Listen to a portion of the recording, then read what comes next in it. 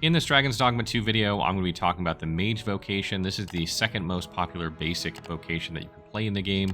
I'm going to be going through how to spellcast, the basics of it, how to manage your stamina, what spells to choose, and sort of what augments and equipment. So if you've been wondering how to play a mage in Dragon's Dogma 2, then watch on for some helpful tips. So first up, let's talk about the primary role of the mage in the group.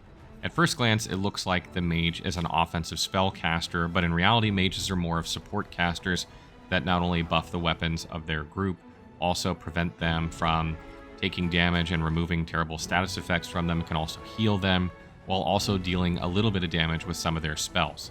And early on in the game, they're going to lean towards the offensive side of things because those are the spells they have, but as they unlock more and more spells, quickly realize that they're very good at support, and if you're looking to play more of an offensive caster, then you'd be better off choosing the Sorcerer Vocation.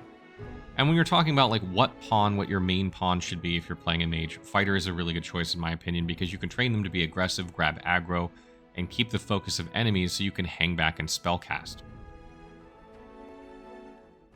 So next let's talk about the basics of spellcasting. You're going to use the skill button and pick whichever spell you have mapped out. Then once you start casting, it's going to incant, and once it's finished, it's going to cast the spell. You can hold the skill button to keep certain spells basically there until you're ready to cast them. This is helpful if an enemy is like moved out of range and you're waiting for them to move back in range, or maybe you want to select another target. And also, if you pull left trigger on your controller while you're incanting, maybe if like an enemy's charging at you, it will cancel your incantation so that you can get the heck out of the way sooner. And eventually you're going to gain a skill that allows you to speed up your casting in exchange for more stamina if you use the right bumper button or R1 on your controller by default, unless you changed it. And you're going to use that a lot as a mage. Sorcerer also has this ability, so if you like it and you find that you want to play an offensive mage, you can still do that on Sorcerer as well.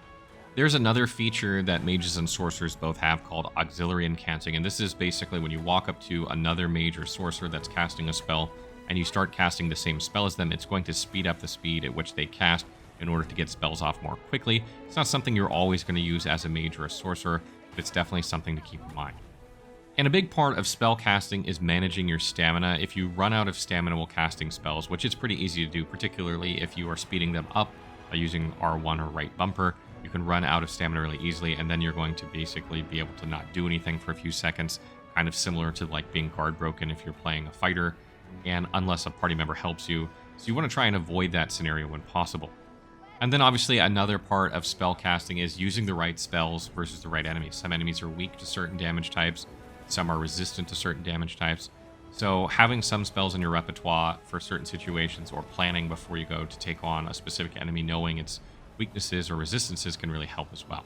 And it goes without saying that, when you're playing a mage or a sorcerer, either one, that you want to be on the back lines and you want to be positioned far enough away from the enemies that you're not going to be attacked easily. Like you want your melee units up ahead of you so that they're taking the fire and that you're hanging back, able to get your incantations off. So just like other classes in this game, managing your stamina is super important because you can't cast spells when you don't have stamina, and if you run out of stamina, you're ineffective. So you really need to pay attention to your stamina, and it's a big part of playing a mage, just like it is with other classes. So there's a few things you can do to help out your stamina management. First of all, try not to sprint when you're in combat if possible. Sometimes you can't help it, you're in a bad situation, you need to sprint away, that makes sense, etc. But sometimes, sprinting is toggle on or toggle off, and you might have it accidentally left on toggle on, and you just need to move a little bit. You're consuming stamina while you're moving, so pay attention to that. Don't accidentally sprint when you don't need to. Additionally, you can attack with your staff by pressing the X or square button, depending on what controller you're using, and that doesn't consume stamina. So it's a good way to deal some damage when you don't have any stamina, like if you used it, you're waiting for it to regenerate. And a couple of other tips are that make sure you're not too heavy. The more weight you have, the more equip weight you have, the more stamina things cost and the slower your stamina recovers. And also something to pay attention to is that smaller sized characters have better stamina regeneration, so you might want to consider making your mage a bit smaller so they have better stamina regeneration in combat. And also make sure that you have some stamina food or stamina potions in your inventory. That way when you're in tough fights, like against tough enemies, you can eat stamina food or drink a stamina potion to regain a lot of stamina very quickly, and that'll allow you to keep casting so that you don't have a lot of downtime when you really need to be able to cast spells. And you can just go into your inventory and consume it to do that. There's no like hotbar for that.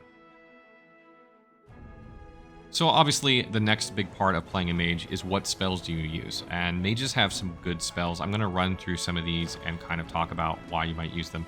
There are more spells than you can have equipped here, but not every scenario do you need to have all these spells. So the first spell that you're going to get is Flagration, and this is a good early game spell because fire damage is really good early on. A lot of enemies can be set on fire, take damage over time from the fire. It's really, really good in my opinion. But the problem with this spell is that it has very short range and often puts your mage in a bad position when you're using it. And unfortunately, mages only have really one other spell that's going to allow them to get fire damage from them, and it's not a spell they should really use on themselves very often. So it's a good way to get fire damage early on, and you might keep it later on in the game for fire damage, particularly against enemies who are weak to it, but it's not a great spell overall. The next spell is Levin. This is a lightning spell that casts like lightning down around in an AoE that does a lot of damage. It's really good for hitting multiple enemies at once. And if you keep pressing the cast button, or the button that this spell was afterward, you can keep calling additional lightning bolts down, which is great when you're fighting like a single enemy, but not so great if you need to hit groups of enemies over and over, because it will continue to consume stamina when using it. But this spell is the bread and butter damaging spell of a mage. So if you want to get damage out of your mage, this is the spell that you're going to use for damage.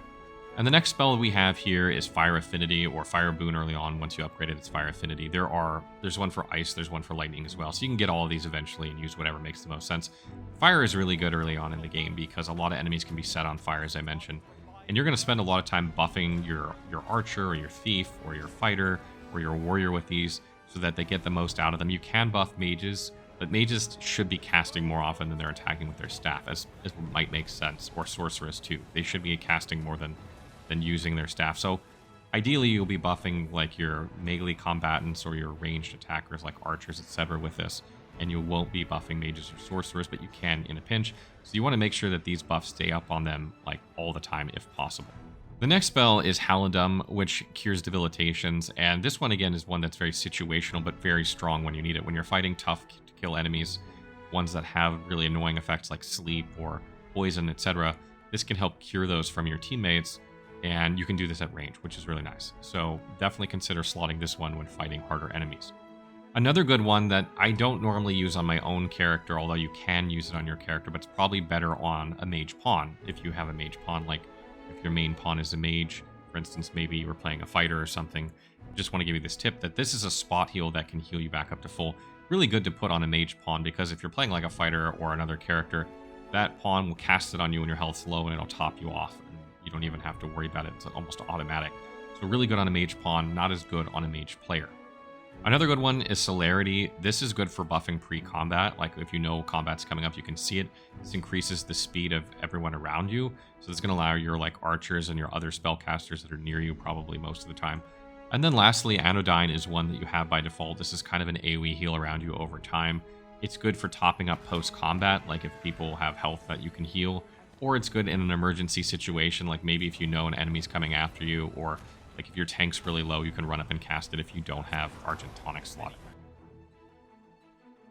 As far as augments go, obviously early on in the game you're going to use whatever you have, but eventually you want to look for augments from other classes that, affect your stamina, like in some way, either give you more stamina, better stamina recovery, reduce stamina cost, something like that, or anything that really increases your damage. Those are the two things you want to be able to look out for a mage.